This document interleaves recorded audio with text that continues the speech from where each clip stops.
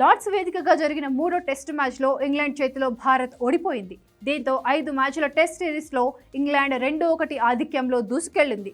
ఈ క్రమంలో లార్డ్స్ ఓటమి తర్వాత టీమిండియా మాజీ ఆటగాడు మదన్ లాల్ స్టార్ ఆటగాడు విరాట్ కోహ్లీకి ఓ విజ్ఞప్తి చేశాడు.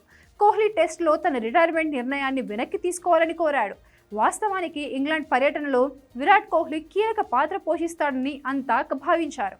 అయితే ఈ సిరీస్కు నెల రోజుల ముందు అనూహ్యంగా కోహ్లీ సుదీర్ఘ ఫార్మాట్కు రిటైర్మెంట్ ప్రకటించడంతో అంతా ఆశ్చర్యపోయారు.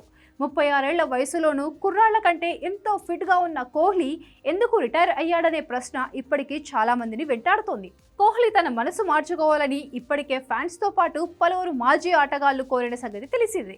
ఇక లార్డ్స్లో ఓటమి తర్వాత కోహ్లీ అవసరం టీమిండియాకు ఇంకా ఉందని మాజీ ఆటగాడు మదన్ లాల్ అభిప్రాయపడ్డాడు. కోహ్లీ రిటైర్మెంట్పై వెనక్కి తగ్గడంలో తప్పులేదన్నాడు.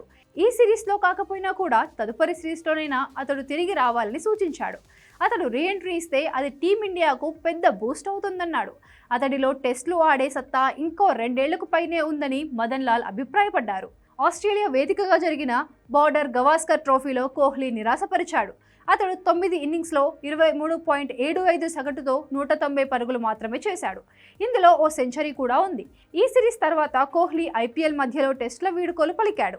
కోహ్లీ మొత్తంగా 123 టెస్టులు ఆడాడు. 46.9 సగటుతో 9,230 పరుగులు చేశాడు. ఇందులో 30 సెంచరీలు, 31 హాఫ్ సెంచరీలు ఉన్నాయి. టెస్ట్ క్రికెట్లో టీమిండియా తరపున అత్యధిక పరుగులు చేసిన 4వ ఆటగాడిగా కోహ్లీ నిలిచాడు.